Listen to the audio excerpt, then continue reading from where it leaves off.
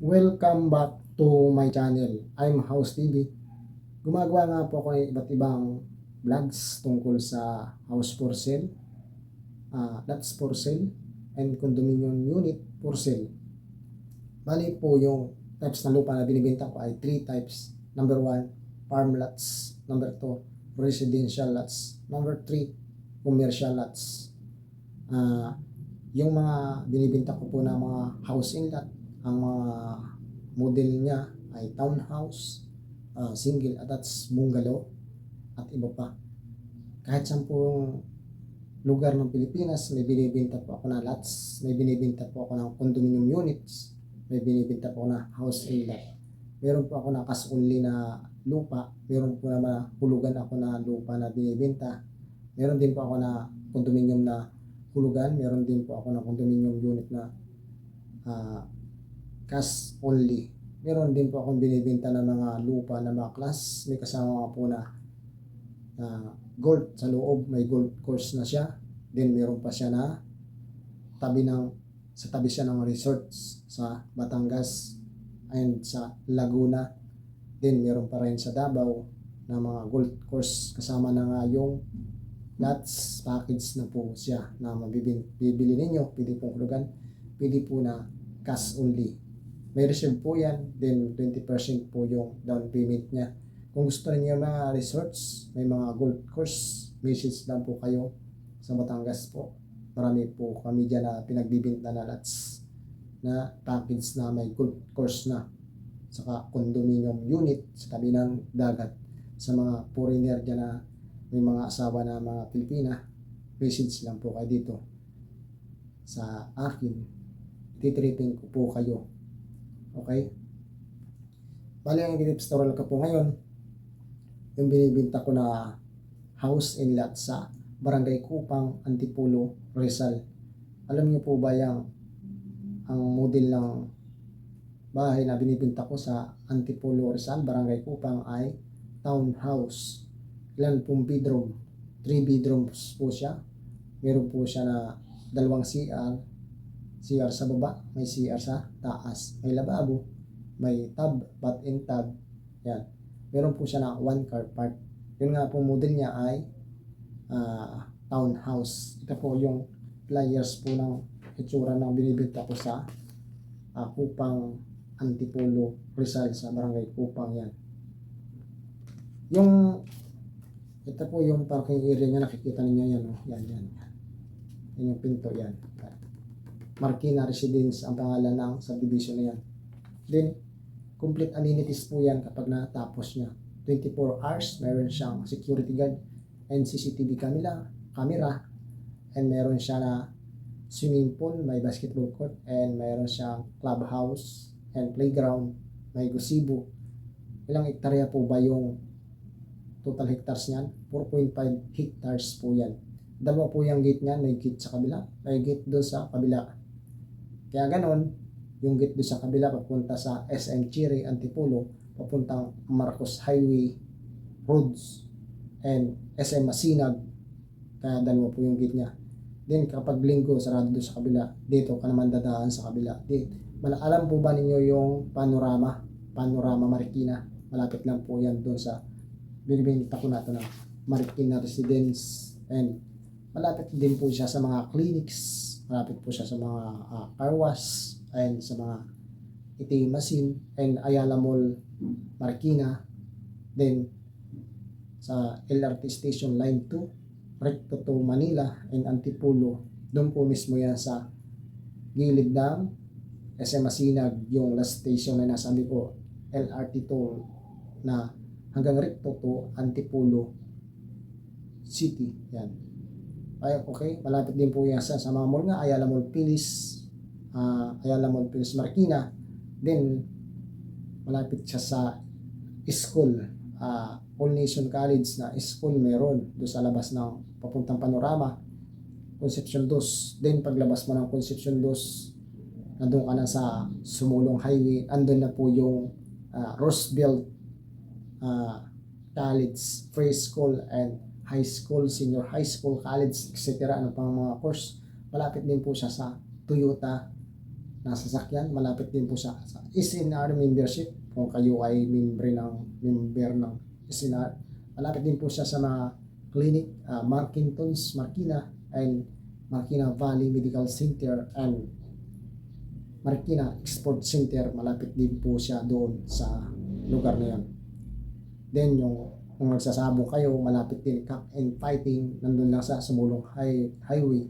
Alam niyo yung Barangay Mayamot sa Sumulong Highway, malapit lang po itong lugar na to. Kung gusto niyo magpa-tripping kahit ngayon, pwede po, or anumang magpa-schedule lang kayo ng tripping, i-trip nyo kayo. Yung model po, ito po yan. Yan. And again, ang model ng house ito ay townhouse. Ilan ba yung lot area niya? 78.30 lot area niya. Then yung floor area niya ay 50 square meter. Tatlo nga yung kwarto niya, 3 bedrooms. Mayroon siyang balcony. Ina-attach ko dyan yung mga picture ng bahay nito yan. Tapos maraming unit po ito. Mag-reserve na po kayo kasi hanggat mura pa. Ano po? Magkano pong reservation? 20,000. 20% down payment. Yung price po nito, 4,400,000 total contract price. Mura na lang po ito. Ako nagsasabi sa inyo. Example, nag-uupa ka ng bahay na kada isang buwan, 5,000. O, i-compute ko ha, 5,000. 5,000, ita-times mo lang sa 12 months. O, 60,000. Yan 60,000 na yan nagiging wage or natatapon mo lang, parang natapon mo lang sa basurahan, wala nangyayari kasi umuupa ka, siyempre yung pira sa pupunta sa may-ari, di ba? Ay kung hinuhulog mo sa bahay na ito, pagdating ng oras sa iyo na yung lupa, sa iyo pa yung bahay, sa pamana mo na sa anak mo at sa ibang mga family mo, mga beneficiary mo, etc. Yan, akalain mo 60,000 na wala yung pera mo 1 year. Ay kung hinulog mo rito, ay times natin ha, 1 year and 60,000 yung upa mo sa bahay, 5,000, example lang ha, times natin sa 36 months, 3 taon, 60,000 times 36 months. Sorry. Ilan ba ang 36 months times 5,000 sa looban ng 3 taon, ito yung nawala mong pera, 180,000. Kung hinulog mo rito, siyempre kada taon yung pera mo may value na napupunta doon sa bahay mo. Kalahin mo 180,000, 5,000 lang yung upa mo niyan, yung monthly mo sa upa sa bahay, 180,000, 3 years. Gawin natin na 72 months times 5,000. Sa looban ng 6 years upa mo sa bahay ay 360,000 na yung nawala mong pera. Alam mo bakit? Nawala na yan. Hindi mo na pwedeng pakinabangan kasi nandun na sa may-ari, 360,000. Kalain mo, kung sumasahod ka, 360,000 nawala pera mo sa looban ng 6 years. Plus pa natin, times natin sa to, 360,000.